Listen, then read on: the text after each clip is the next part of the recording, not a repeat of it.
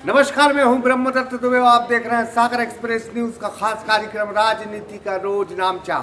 मलिक ज़दा लिखते हैं, देखोगे हर मोड़ पर तो मिल जाएंगी लाशें, ढूंढोगे तो इस शहर में कातिल न मिलेगा।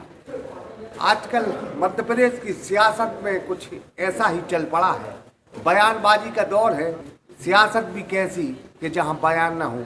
कल गोपाल भार्गव सागर में थे और जिस अंदाज में उन्होंने कांग्रेस पर निशाना साधा उसे लूली लंगड़ी सरकार बताया।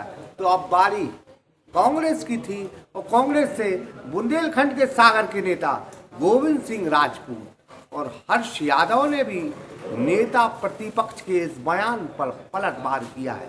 तो हम कहते हैं कि वो सत्ता में रहे तो भगवान बनने चले थे, इन्हें भी जो सत्ता में आज हैं उन्हें भी खुदा बनने की आदत है। दोनों से जनता दूर है। तो कहा जाता है कि न तुम भगवान बनो न तुम खुदा। जनता इंतजार कर रही है कि काम कौन करेगा, क्योंकि काम जो करेगा वही मध्य प्रदेश में शायद अब राज करेगा। देखिए ये खास खबर, बयानों की सियासत या बयानों की लड़ाई। देखिए सागर एक्सप्रेस। 11 दिसंबर को जो परिणाम घोषित हुआ था रात को, उससे एक बीमार औलाद का जन्म हुआ है जिसका नाम कांग्रेस पार्टी की सरकार है। हार्ट किसी का लगा है बीएसपी का, किसी की किडनी लगी है सपा की, शरीर किसी का निर्दलियों का लगा है। लूली लंगड़ी बीमार औलाद पैदा हुई है, कितने दिन तक जी सकेगी। दुख इस बात का है, और जहां तक मैं देख रहा हूं कि भाजपा के नेता और भाजपा के पूर्व मंत्री जलबिन मछली की तरह तड़प रहे हैं। सत्ता चली गई है तो उन रातों में नींद नहीं आ रही है, वो दिन में भी सपने देख रहे हैं। ये सरकार 5 साल चलेगी। ये तो उनकी मानसिकता, विकृत मानसिकता दर्शित करती है कि कौन लूला है कौन लंगड़ी है, ये सब जानते हैं। ये शब्द हम लोग भी कह सकते हैं और हम लोग कहने के लिए उचित नहीं है। उनकी एनडीए की सरकार केंद्र में चल रही है, वो कैसी चल रही है वो उनको खुद को पता है। वो अपने गिरवानों में झांक के तो देखें। कांग्रेस के प्रदेश में सत्ता काबिज होने के बाद बयानबाजी का दौर जो प्रदेश में शुरू हुआ है उस राजनीति गर्मा गई है। बीते दिन भाजपा से नेता प्रतिपक्ष गोपाल भार्गव के कांग्रेस सरकार को लूली लंगड़ी सरकार कहने वाले बयान पर 11 दिसंबर को जो परिणाम घोषित हुआ था रात को, उससे एक बीमार औलाद का जन्म हुआ है जिसका नाम कांग्रेस पार्टी की सरकार है। हार्ट किसी का लगा है बीएसपी का, किसी की किडनी लगी है सपा की, शरीर किसी का निर्दलियों का लगा है। लूली लंगड़ी बीमार औलाद पैदा हुई है, कितने दिन तक जी सकेगी। अब सागर से कांग्रेस के 2 मंत्रियों ने एक साथ भाजपा नेता प्रतिपक्ष गोपाल भार्गव पर हर्ष यादव ने गोपाल भार्गव के गढ़ गड़ाकोटा में जाकर कहा है कि भाजपा की मान्य सत्ता विकृत हो गई है, उसकी केंद्र में कैसी सरकार है वो अपनी गरेबान में झांक कर देखे।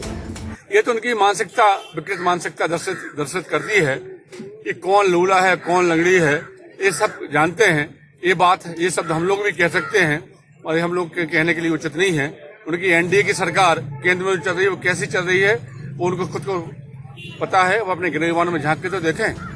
हर्ष यादव किसानों की ऋण माफी के कार्यक्रम में रेहली विधानसभा के गड़ाकोटा पहुंचे थे। वहीं सागर जिले के दूसरे कैबिनेट मंत्री गोविंद सिंह ने भी किसानों के ऋण माफी के सागर के कार्यक्रम के दौरान मीडिया से बात करते हुए नेता प्रतिपक्ष गोपाल भार्गव पर निशाना साधते हुए कहा है कि सत्ता जाने के बाद बिन पानी के मछली जैसी तड़पती है, ऐसी भाजपा तड़प रही है। वह दिन रात कुर्सी के सपने देख रही है। दुख इस बात का है, और जहां तक मैं देख रहा हूं कि भाजपा के नेता और भाजपा के पूर्व मंत्री जलबिन मछली की तरह तड़प रहे हैं।